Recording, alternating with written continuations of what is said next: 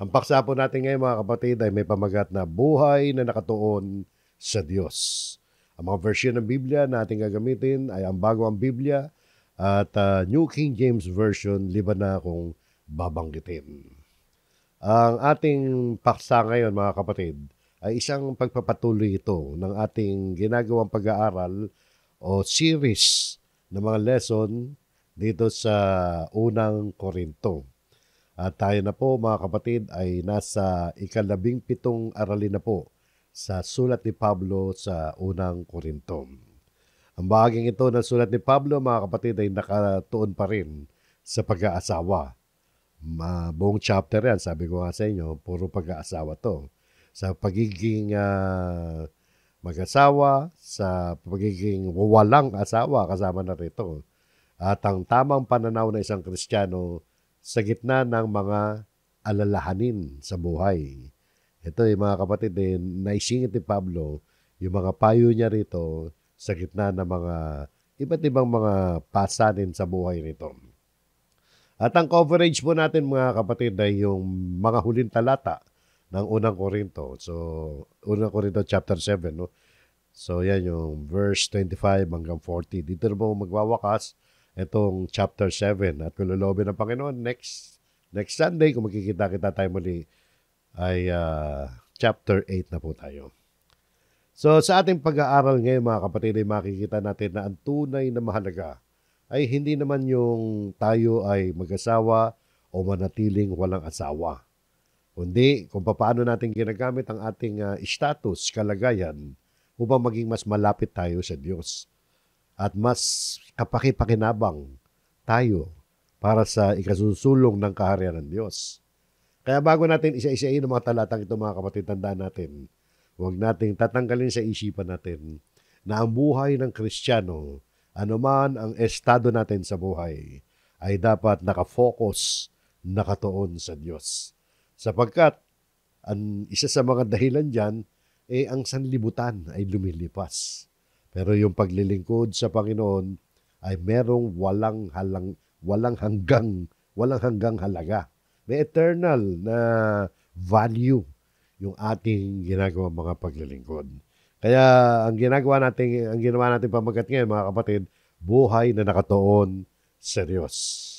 So yun po mga kapatid, ang ating aralin mga kapatid ngayon ay hatiin natin, madalas nating gawin ito, hinahati-hati natin yan by group kung paano isinulat ni Apostol Pablo para medyo organized tayo sa presentation natin sa ating pag-aaral. Unang grupo mga kapatid ng mga talata, 7:25 hanggang 28, nakita natin dito, ito yung mga talata para sa mga hindi pa nag-aasawa at yung mga nabiyuda o kaya nabiyudo na. Yung mga single, ika nga. Either na, dalawang klaseng single, either na kaya ka naging single dahil may asawa ka dati, namatayan ka na asawa, o kaya yung single na hindi pa talaga na-experience ang magpakasal o mag-asawa. So, yan ang unang group natin ngayon sa ating paksa. At ang susunod na grupo ng ating pag-aaral, verses 29 hanggang 31, ay tungkol sa mamuhay sa liwanag ng walang hanggan. Makikita po natin mamaya yan. At ang ikatlo ay ang kalayaan mula sa pagkabalisa para makapaglingkod sa Diyos. Ang gaganda ng di ba, ng mga heading na yan. Magaganda yung mga dinidiscuss ni Pablo rito. At ang huli, mamaya, ay yung malaya tayong pumili. Tumutukoy sa kalagayan natin, malaya tayo. Pero mas mabuti yung manatili na lang tayo. Huwag na natin baguhin. Kung parang ang diwa nito yung kung paano tayo tinawag ng Panginoon, okay na yun. Makontento na tayo ron. Pero hindi yun, nakalimit lang yan dyan. So pag-aralan po natin mga kapatid, para sa mga hindi pa nag-aasawa at nabiyuda at nabiyudo. Ang sabi nito, ngunit tungkol sa mga dalaga, ay wala akong utos mula sa Panginoon. O, tigil muna tayo rito mga kapatid. Ngunit tungkol sa mga dalaga. Yung salitang dalaga rito, okay, literally, at tinutukoy dyan, yung mga babaeng wala pang asawa, mga hindi pa nakapag-aasawa. Pero mahalaga maunawaan din natin mga kapatid. Ang prinsipyo ay hindi lamang para sa mga kababayan. Maaari rin naman kasi mga kapatid, kasama din dito ang mga kalalakihan, bagamat yung dalaga ang nabanggit. Pero ang punto lang dyan, ito'y panawagan para sa mga hindi pa nag-aasawa Kasi mga kapatid, para sa lahat ito, not single. Di ba? Sa panahon kasi ng bagong tipan, dapat ma-consider natin bago natin pagpatuloy, ano? Tumingin muna tayo sa ibang mga talata ng Biblia.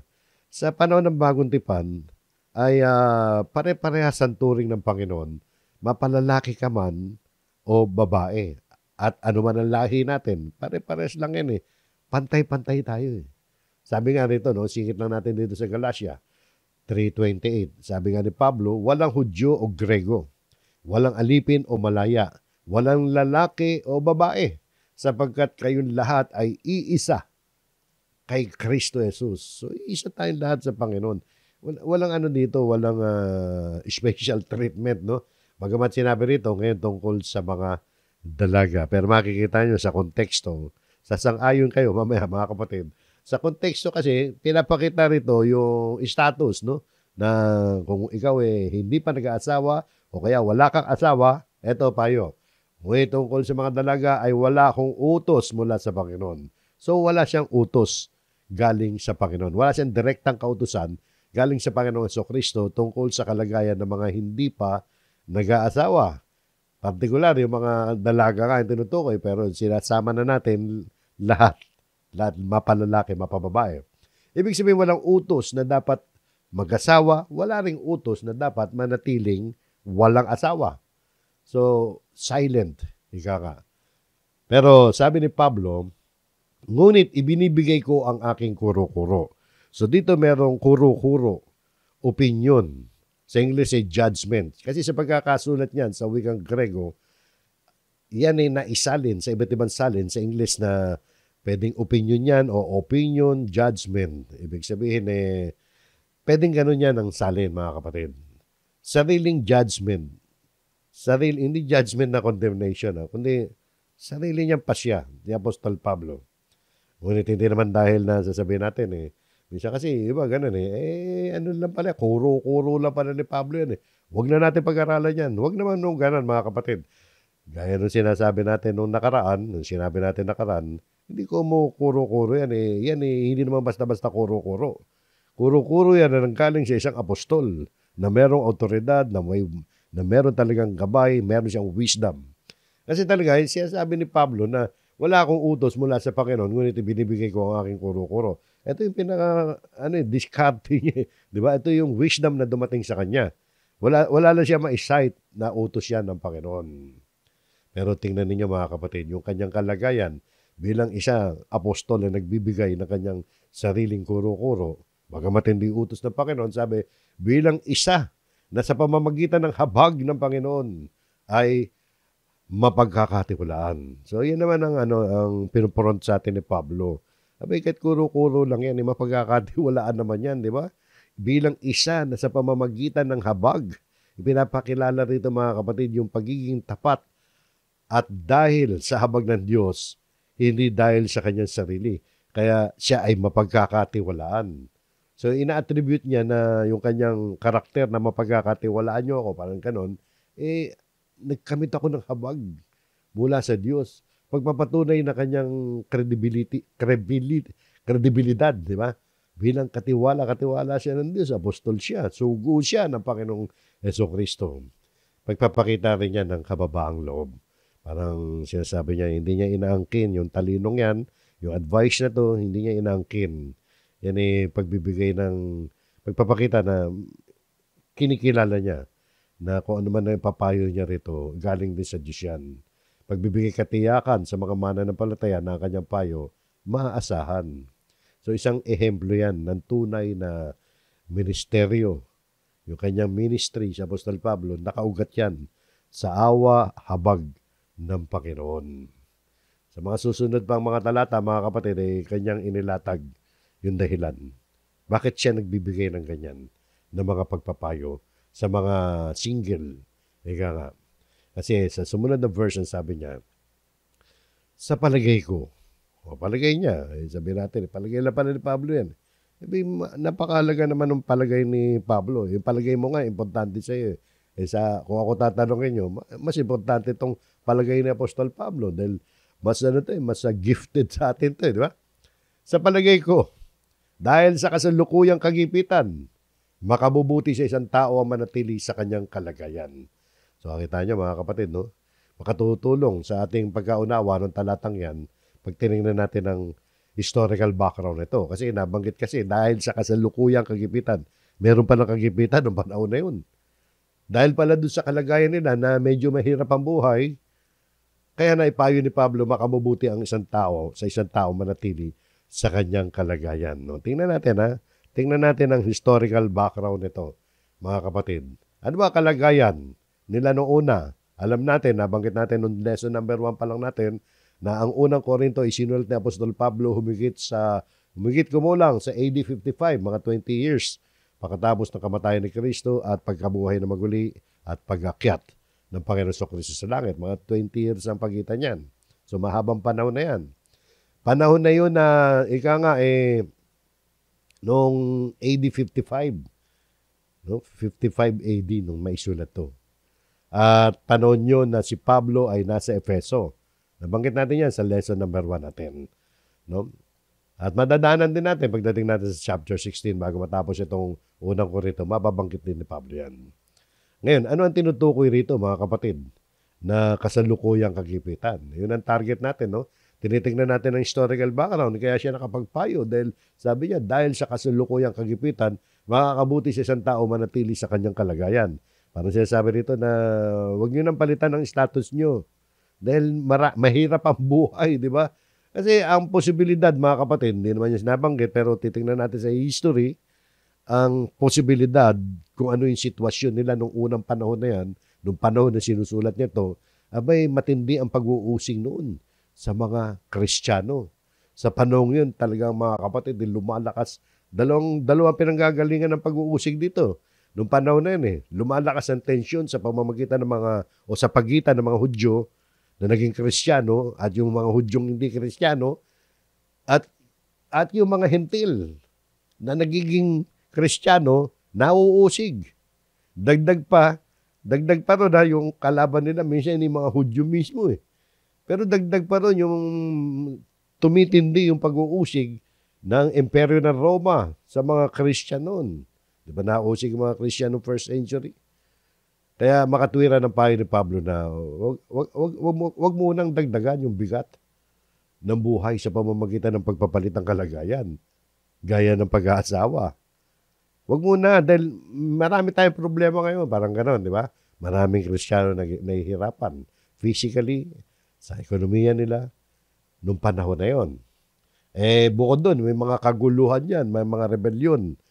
Hindi natatapos-tapos mga kapatid ng rebellion sa Roman Empire. Napaka-corrupt na gobyerno kasi yan, mga kapatid Pero mahaba yung pag-ahari niya. Pero hindi nawawala ng mga rebelde diyan.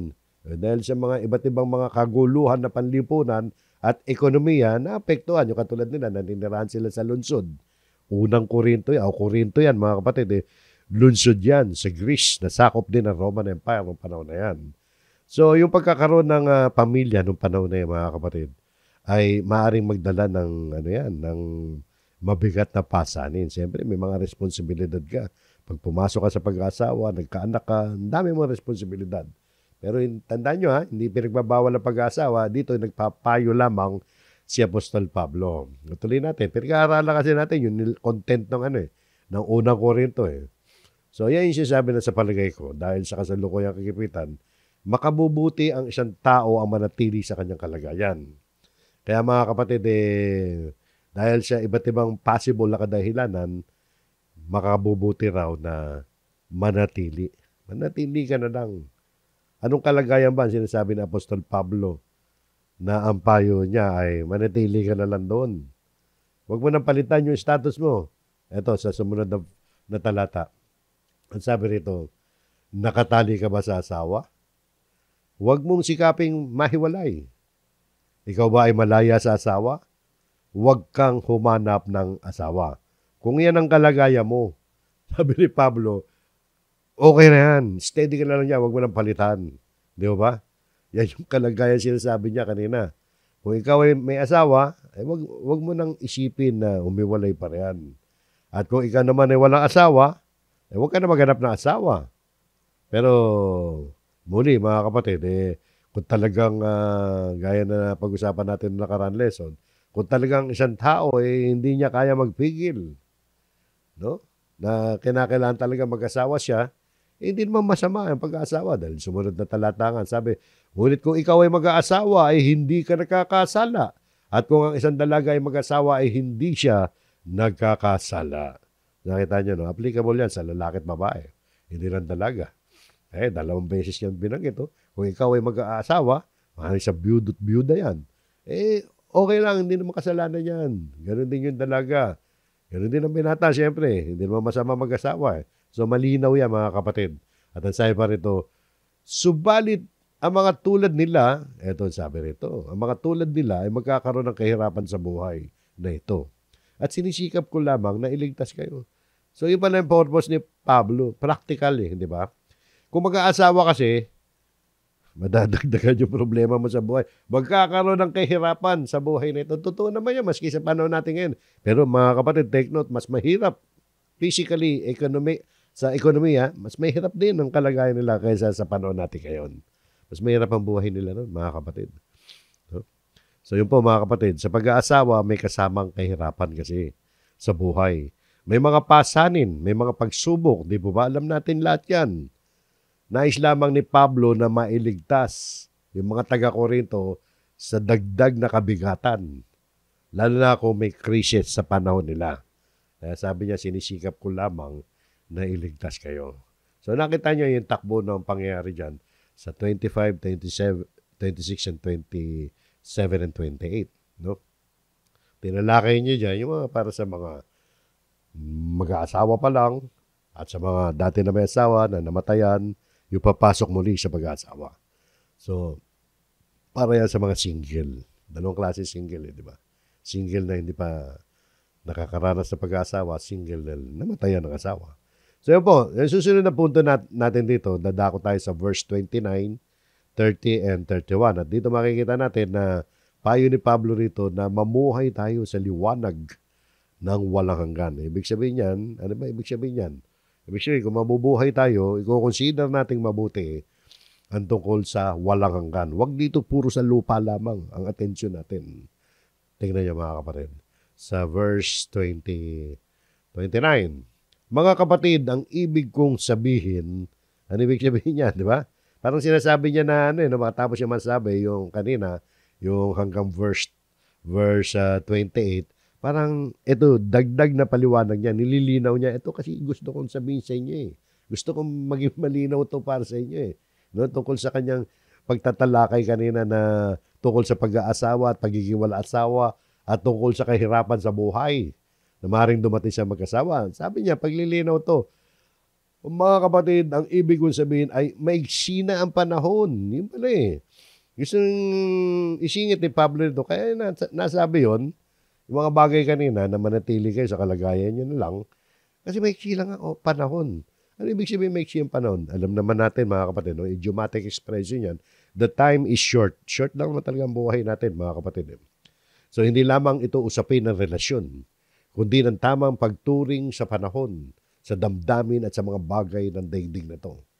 Sa ganitong liwanag mga kapatid, in the light of that, sabi nga sa English, sa ganyang konsiderasyon, na maiksi lang panahon, ay inaanyayan tayong mamuhay na may kahandaan. Maging handa tayo, aware tayo, maiksi lang naman ang buhay di ba? Ba't pahirapan natin sarili natin?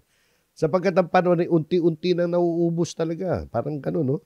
At ang anyo ng sanlibutan, lumilipas. Alam natin may ending ang lahat.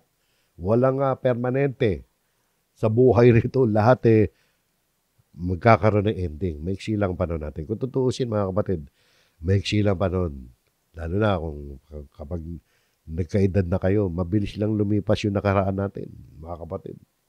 Noong bata tayo, para bagang hindi natin nintindi yung panahon, pero pag nagkaedad na tayo, para bagang ang bilis-bilis lumipas ng ating kabataan, ang mga pangyayari, people just come and go, nawala na yung iba, di ba? So, maiksi lang ang buhay. Maiksi lang ang panahon. Tapos sabi niya, kaugnay sa kaiksya ng panahon. Ito, idiomatic expression to mga kapatid. Mga figurative na salita na maunawaan naman natin to. No? Dahil maiksi na ang panahon, mula ngayon, ang mga lalaki may asawa ay magiging mga tulad sa walang asawa. Ano yung pinapakita niyan, mga kapatid? No? Mula ngayon, dahil maiksi na ang panahon, yung lalaki may asawa, para silang magiging wala ng asawa. Alam niyo mga kapatid, no? Eto, may lalim to ng konti, kaya huwag kayong kukurap, no? Hindi ito utos na iwan ang asawa, kundi paanyaya ito sa tamang pagtuturing sa relasyon na wag nating gawing hadlang ang pag-aasawa sa pagsunod kay Kristo. No, yung kung may asawa ka, exempted ka sa pagsunod. Hindi ito pag-abandona sa asawa, kundi pagkakaroon ng spiritual distance, spiritual detachment na nagpapahalaga sa Diyos ng higit sa lahat. May asawa ka, okay, may asawa ka, may tungkulin ka, pero huwag mo kakalimutan na meron kang tungkulin din sa Diyos na mas uunahin mo yon. Pero hindi ho magkakontra yon. Yung tungkulin sa asawa at tungkulin sa Diyos. Sa gitna ng responsibilidad sa pamilya, ang Kristiyano ay tinatawagan na mamuhay na may kahandaan, maging handa tayo, na ituring na hindi permanente ang lahat. Yan lamang ang isa sa mensahe dyan. Yung relasyon, mahalaga yan. Mahalaga ang relasyon. Pero hindi ito dapat na maging sentro ng ating buhay.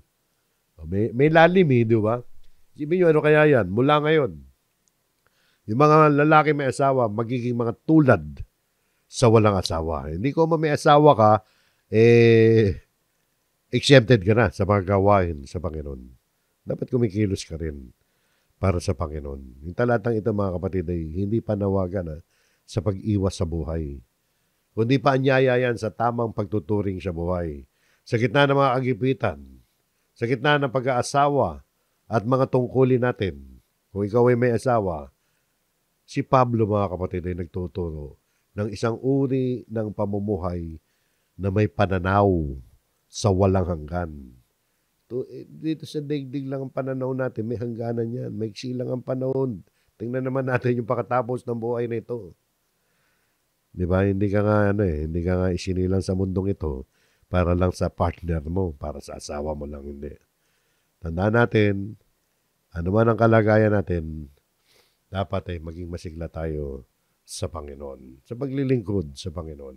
Masigla ka sa pakikinig ng salita ng Diyos, masigla ka sa pakikibahagi sa mga gawain sa inyong local churches. Di ba? Isang buhay na hindi nakatali sa mga bagay na sa mundong ito lamang, kundi laging handa tayong tumugon sa tawag ng Diyos. Tingnan niyo pa, no? May lalim, alam ko malalim yan. Kami man, nahihirapan nung pag-aralan yan. Pero pilit namin inunawa yan, tinignan namin ang iba't ibang mga referensya. Yun nga yun, mga kapatid.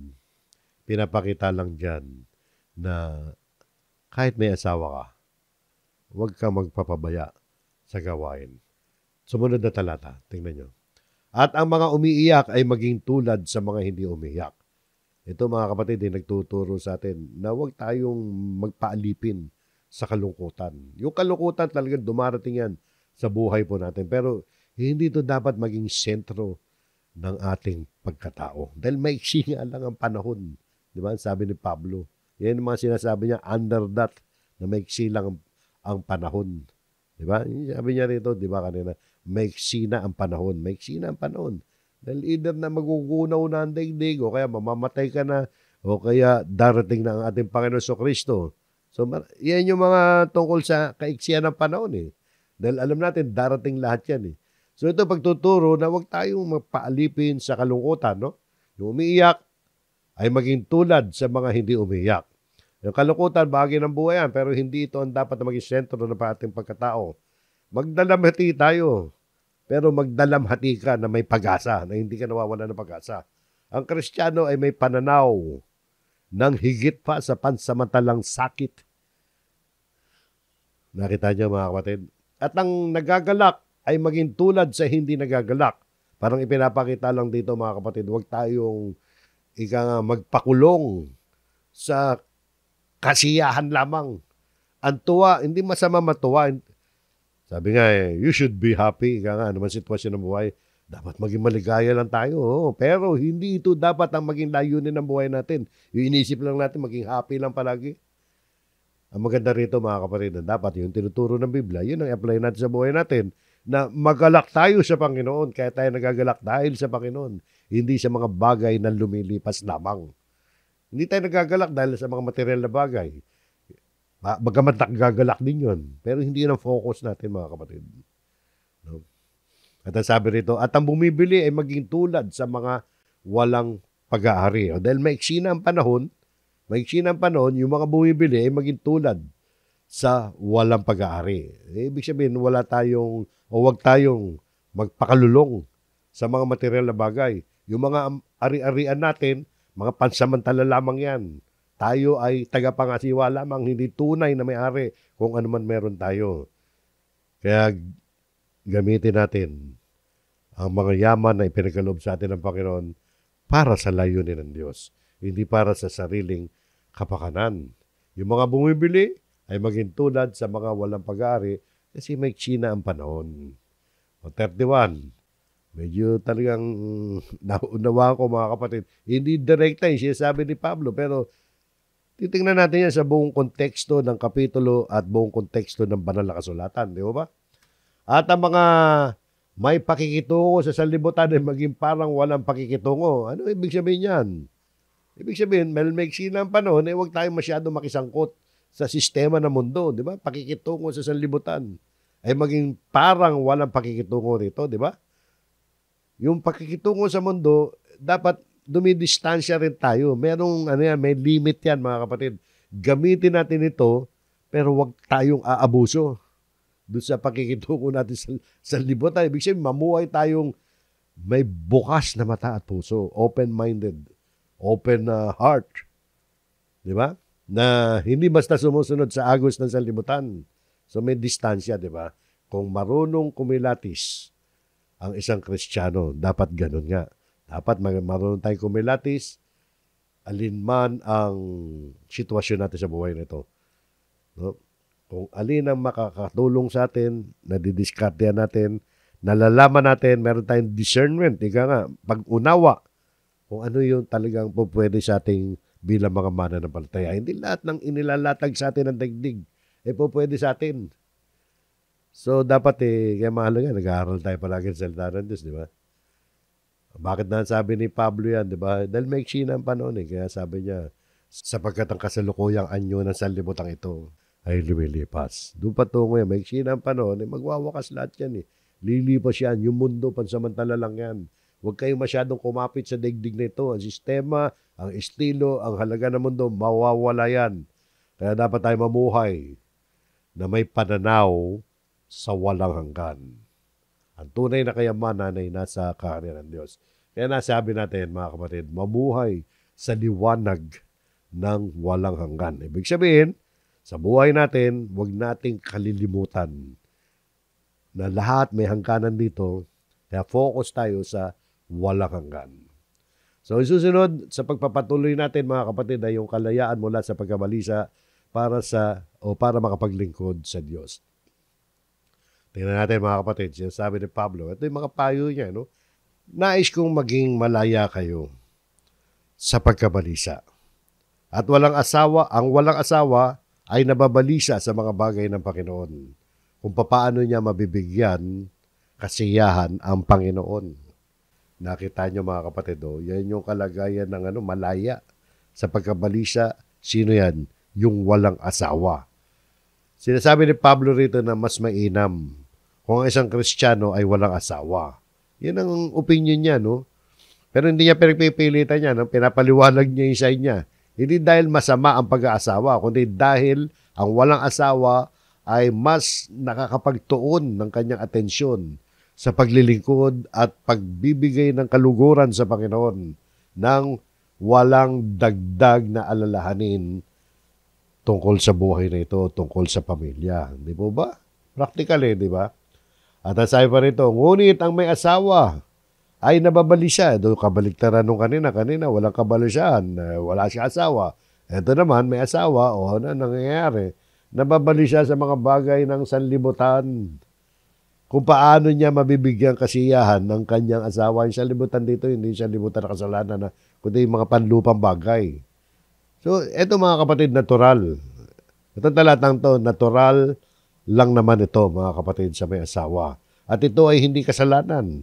At kung meron kang asawa talaga, dapat lamang na mabigyan mo ng kasiyahan ang iyong asawa. Tungkulin yan ng mga Kristiyanong may asawa, lalaki man o babae. Bahagi yan ng pag-ibig ng asawa sa kanyang asawa. Tungkulin natin yan, mga kapatid.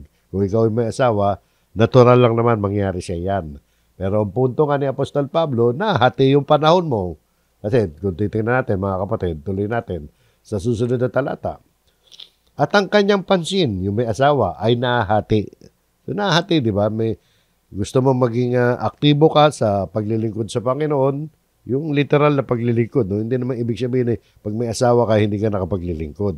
Pero nakita niyo yung point ni Pablo, yung physically na ibibigay mo ang buhay mo sa Panginoon dahil ang tinatrabaho mo araw-araw ay hindi lang yung mga panlupang bagay, kundi mas malaki ang panahon mo sa mga gawain.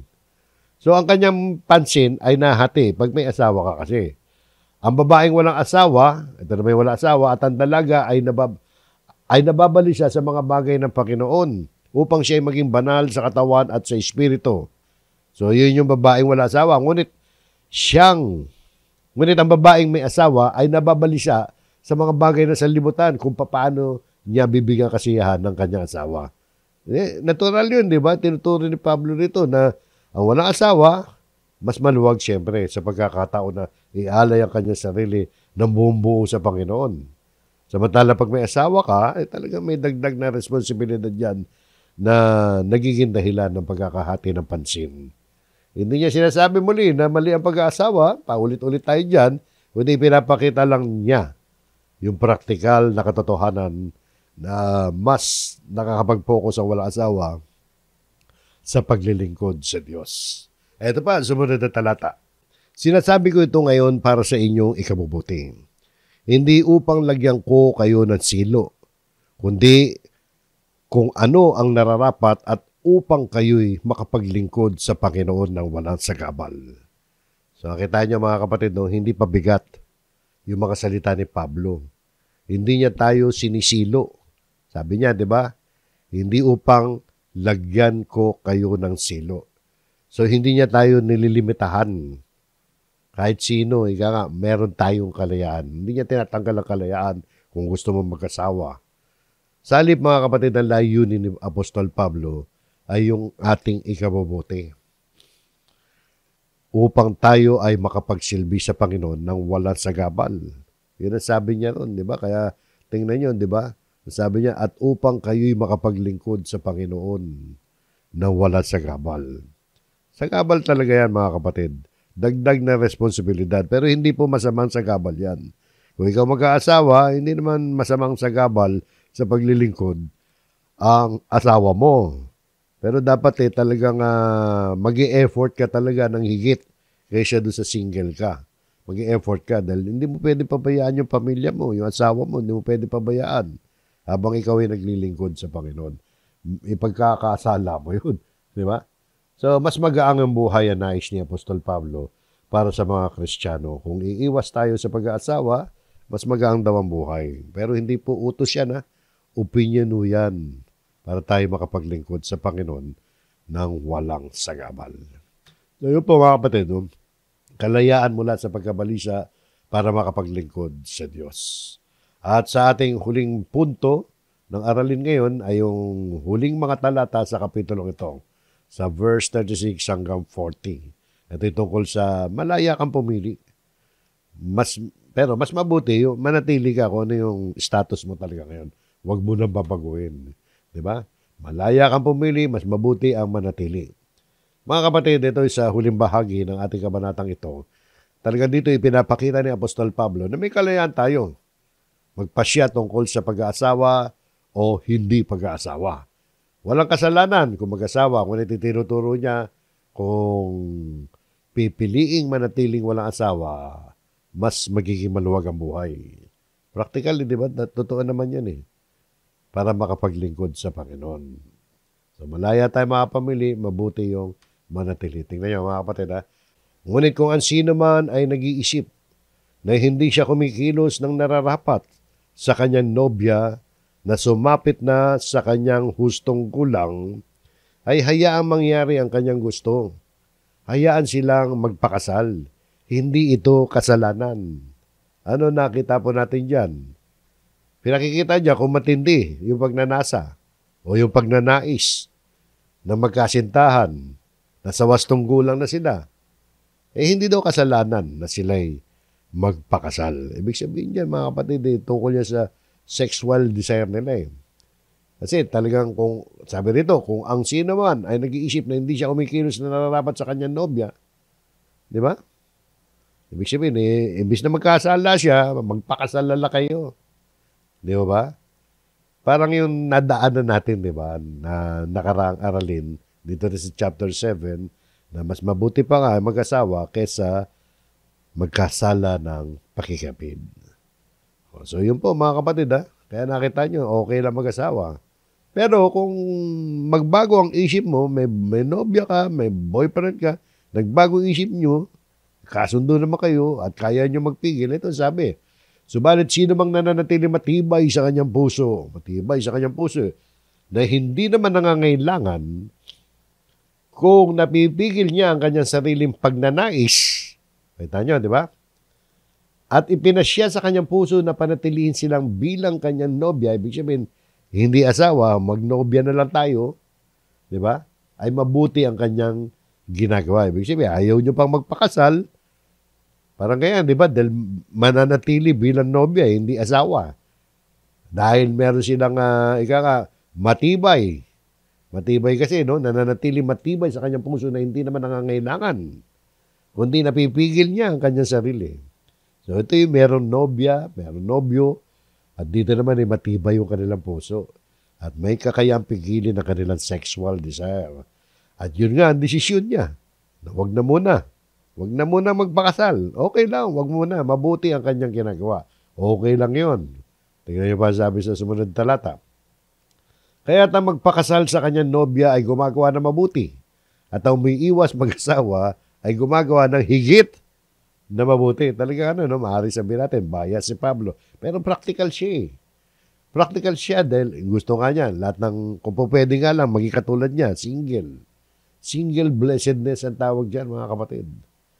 So, mas pinapaboran ni Pablo, di ba, yung single. Na sabi nga niya, pareho namang mabuti yan Kaya lang, yung isa, higit na mabuti. Ano higit na mabuti? Yung umiwas mag-asawa. Di ba? Mabuti rin naman. Yung magpakasal kayo, mabuti naman yan. Mabuti naman pag-aasawa. Hindi naman masama. Ang Diyos ay may design ng pag-aasawa. Pero kung kaya mo na wag na lang. Di ba? Tuloy pa natin. Ang babae may asawa ay nakatali habang nabubuhay ang kanyang asawa. Ngunit kung patay na ang kanyang asawa, malaya na siyang makakapag-asawa sa kanino mang ibig niya. Lamang ay sa Panginoon. So nakita niyo mga kapatid, yung bagamat sa babae yan, totoo din sa lalaki yan mga kapatid. Alam mo ba yun sa lalaki, pwede ka mag-asawa na mag-asawa. Hindi ba pwede? Isa lang.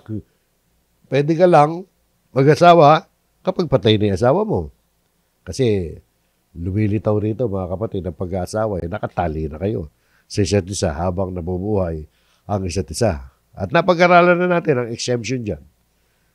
Di ba yung kapag nakiapid, doon lang. Pakikapid lang ang ground para iwalayan mo ang asawa mo at mag-asawa ka muli. Pero kung wala namang ganon, okay, mag-iwalay. Sabi ni Pablo sa mga nakaraan lesson natin, di ba? Mag-iwalay kayo pero huwag mag-aasawa. O nag-iwalay lang kayo. Na wala namang pakikapid ang dahil. So yun mga kapatid, yung pag-aasawa kasi lumalabas dito ay banal at tumatali sa isa't isa sa mag-asawa habang buhay. Kamatayan lang ang makapagpapahiwalay sa kanila. Pero sabi rito mga kapatid, ang sabi rito, pwede ka namang mag-asawa muli. Halimbawa, namatayan ka na asawa. Pwede ka mag-asawa muli, pero pansinin ninyo, bigyan natin ng konting bigat to. Lamang ay sa Panginoon. Only in the Lord. Pag mag-aasawa ka muli, mga kapatid, lamang ay sa Panginoon. Ano ibig sabihin yan, mga kapatid? Tingnan natin sa Revised Tagalog Popular Version. Ang babae ay nakatali sa kanyang asawa habang nabubuhay ito. Kapag namatay ang lalaki, ang babae malaya na mag-asawa. sa sino mang maibigan niya. Ngunit, ito yung mga kapatid, yung naka-highlight na green. Ngunit, dapat ay sa isa ring nananampalataya sa Panginoon. Yan sa bagong magandang balita Biblia. Only in the Lord. So, ang payo talaga rito mga kapatid, hanggat maaari talaga. Yan ang ideal. Ideal yan at standard yan sa mga Kristiyanong nag-aaral sa salita ng Diyos. Huwag kayo mag-aasawa ng hindi Christian. No? Maliban na lamang kung inabutan ka ng pananampalataya na before nananampalataya kayo mag-asawa, pareho kayo hindi nananampalataya. Huwag mo iwalayan yun, di ba? Napag-aralan natin yan eh. Yung pinag-uusapan dito, yung papasok pa lamang sa buhay may asawa. Either na, ika nga namatayan ka na asawa. Yung titala kayo rito namatayan na asawa. O kaya, single. Papasok pa lang yung mag-aasawa muli o kaya mag-aasawa pa lang. Dapat mananampalataya rin sa Panginoon. Yun po kasi mga kapatid talaga ang nais ng Panginoon. Kung mag-aasawa po tayo, ay piliin natin yung mananampalataya. Alam niyo, may historical background yan sa panahon pa ng Israel. Di ba? Pinagbawal sa Israel ang mag-asawa ng hindi mananampalataya katulad nila, ng hindi Israelita. Bawal mag-asawa ng mga hentil doon. Kung mag-aasawa man sila ng mga hentil, kailangan makakonvert yung hentil na yun sa pananampalataya ng mga Hudyo. Kasi ayaw ng Diyos na mahaluan ng kanyang mga anak ng paniniwalang paganismo. So ganun talaga yun. Tingnan nyo pa mga kapatid. Mababakas din natin yan sa ilang mga talata ng Biblia. Singit muna natin to sapagkat napakahalaga ito eh. Lalo na sa mga papasok pala sa pag-aasawa. Kung mag-aasawa kayo, piliin nyo mananampalataya. Ito, ngunit dapat ay isa ring mananampalataya. Katulad ito, sabi ni Apostol Pablo sa 1 Corinto 9:5. Hindi natin kukunin yung detalye ito sapagkat 1 Corinto yan eh. Dadaanan natin yan pagdating natin sa chapter 9. Pero kukunin natin dito, yung pinag-uusapan natin, wala ba kaming karapatang magsama ng asawang Kristiyano tulad ng ginagawa ng ibang mga apostol at ng mga kapatid ng Panginoon at gayon din si Pedro? So dito pala si Pedro, pati kapatid ng Panginoon, ang kasama nila, asawang Kristiyano. Isipin nyo mga kapatid, kailangan panlinawin ni Pablo yung salitang asawang Kristiyano. Bakit ba naman hindi na lamang asawa? At sinabi niya, kundi para bagan nilagyan pa niya ng kategorya, nililinaw niya, asawang Kristiyano. Dahil nga mga kapatid, nararapat lamang kasi ang isang Kristiyano, yung mapapangasawa niya, Kristiyano rin. Huwag ka mag-aasawa ng hindi Kristiyano. Lalo na kung Kristiyanong babae ka, mag-aasawa ka ng Islam. Papayag ka ba na dumami kayo? Di ba yung sa Islam, pwede mag-asawa ng higit sa isa? Tsaka hindi ganun yun mga kapatid. No? Sabi, malinaw, asawang Kristiyano. Alam nyo, malalim kasi yung pagsasama ng mag-asawa. Kaya yung mag-asawa, kung pipili ka, dapat believing wife, sabi niya sa English, to take along a believing wife. Mananampalataya rin. Ito pa, tingnan nyo, sa pagsasama ng mag-asawa, huwag na kayong makipag-isa sa mga di sumasampalataya. Maaari bang magsama ang katwiran at ang kalikuan? O kaya'y ang liwanag at ang kadiliman? Yung sinasabi ng iba sa English, do not be unequally.